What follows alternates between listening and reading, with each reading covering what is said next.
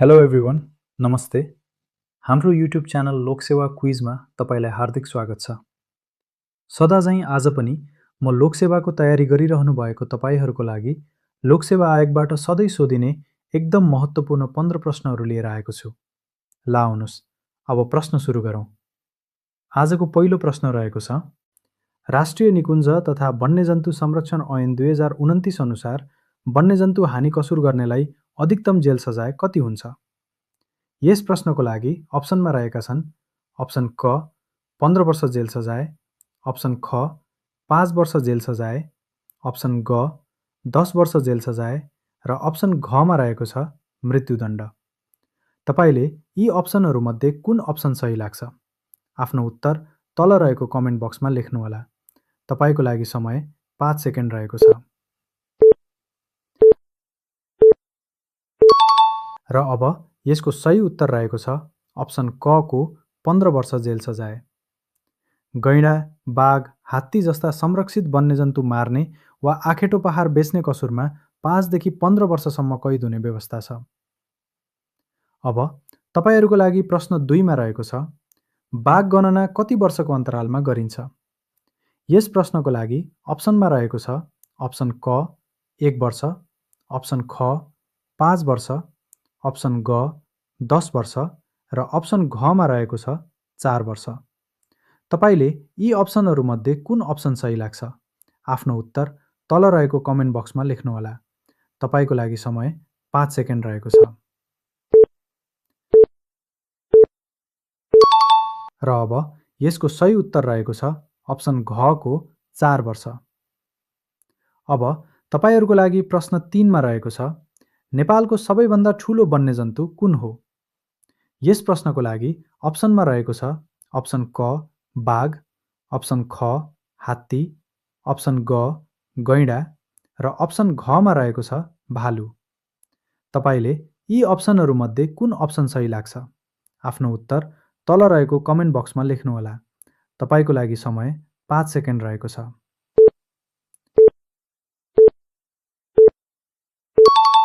र अब यसको सही उत्तर रहेको छ अप्सन ख को हात्ती।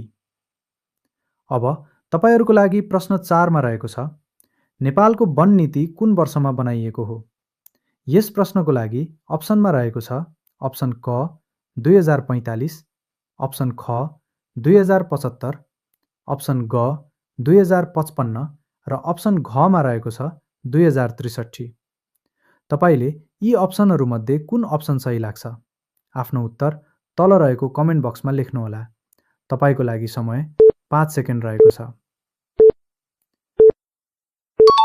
र अब यसको सही उत्तर रहेको छ अप्सन ख को 2075।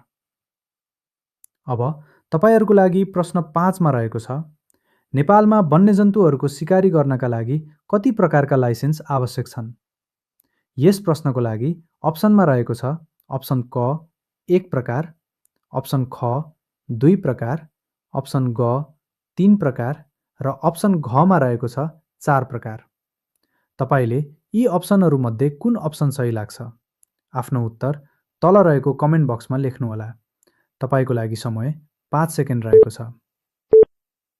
र अब यसको सही उत्तर रहेको छ अप्सन घ को 4 प्रकार।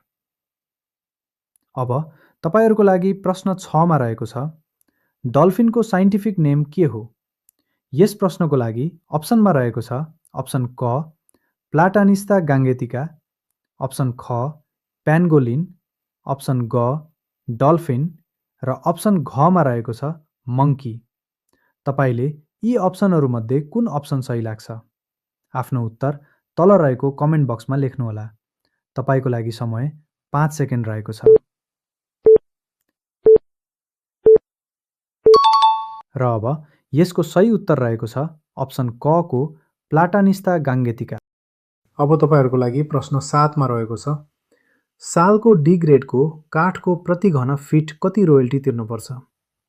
यस प्रश्नको लागि अप्सनमा रहेको छ अप्सन क 1250, अप्सन ख 1000, अप्सन ग 350 र अप्सन घमा रहेको छ 300। तपाईँले यी अप्सनहरूमध्ये कुन अप्सन सही लाग्छ?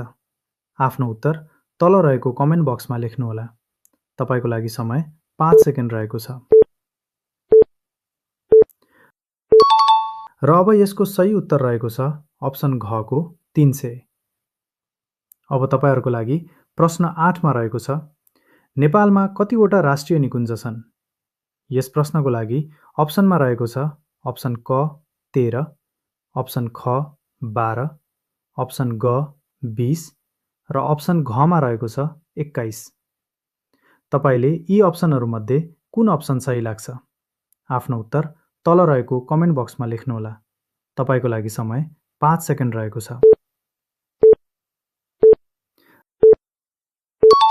र अब यसको सही उत्तर रहेको छ अप्सन ख को 12। अब तपाईँहरूको लागि प्रश्न 9 मा रहेको छ, मध्य प्रदेशको प्रसिद्ध धार्मिक तथा पर्यटकीय वन क्षेत्र धनुषाधाम वन संरक्षण क्षेत्र कुन जिल्लामा अवस्थित छ? यस प्रश्नको लागि अप्सनमा रहेको छ अप्सन क महोत्तरी, अप्सन ख धनुषा, अप्सन ग सिराहा र अप्सन घमा रहेको छ सर्लाही। तपाईँले यी अप्सनहरूमध्ये कुन अप्सन सही लाग्छ? आफ्नो उत्तर तल रहेको कमेन्ट बक्समा लेख्नुहोला। तपाईँको लागि समय 5 सेकेन्ड रहेको छ। र अब यसको सही उत्तर रहेको छ अप्सन ख को धनुषा। अब तपाईँहरूको लागि प्रश्न 10 मा रहेको छ, मध्य प्रदेशमा चुरे क्षेत्रको संरक्षण र भूक्षय नियन्त्रणका लागि सञ्चालित सबैभन्दा ठूलो राष्ट्रिय कार्यक्रम कुन हो? यस प्रश्नको लागि अप्सनमा रहेको छ अप्सन क राष्ट्रपति चुरे तराई मधेस संरक्षण कार्यक्रम, अप्सन ख सामुदायिक वन कार्यक्रम, अप्सन ग निजी वन प्रवर्धन योजना र अप्सन घमा रहेको छ जडीबुटी खेती कार्यक्रम। तपाईँले यी अप्सनहरूमध्ये कुन अप्सन सही लाग्छ?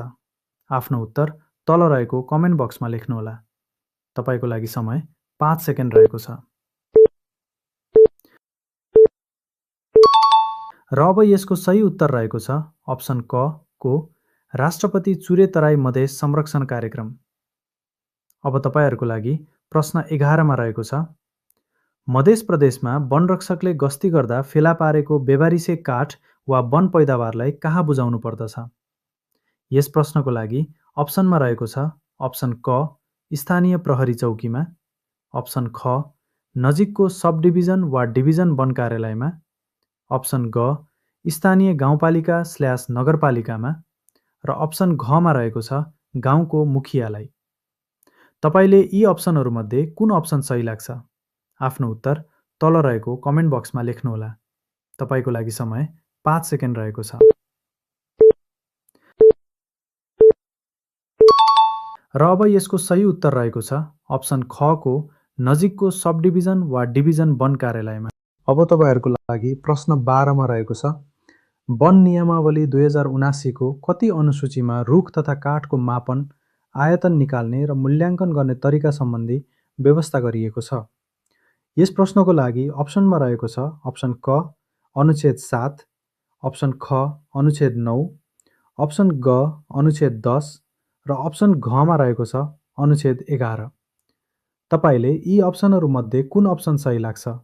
आफ्नो उत्तर तल रहेको कमेन्ट बक्समा लेख्नुहोला। तपाईँको लागि समय 5 सेकेन्ड रहेको छ।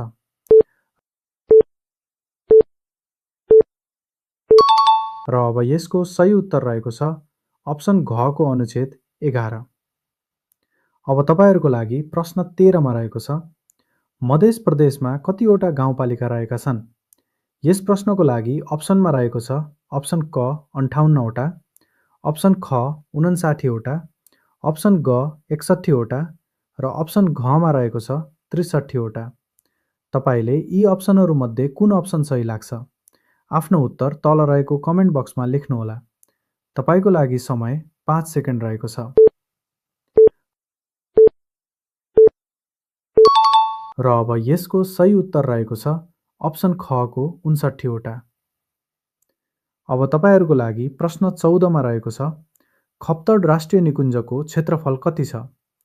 यस प्रश्नको लागि अप्सनमा रहेको छ अप्सन क 220 वर्ग किलोमिटर, अप्सन ख 225 वर्ग किलोमिटर, अप्सन ग 227 वर्ग किलोमिटर र अप्सन घमा रहेको छ 230 वर्ग किलोमिटर।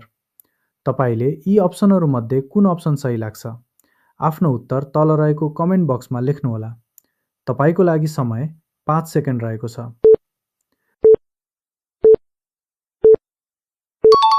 र अब यसको सही उत्तर रहेको छ अप्सन खको 225 वर्ग किलोमिटर। अब तपाईँहरूको लागि आजको अन्तिम प्रश्न, प्रश्न 15 मा रहेको छ, वन नियमावली 2079 को कति परिच्छेदमा सामुदायिक वन सम्बन्धी व्यवस्था गरिएको छ?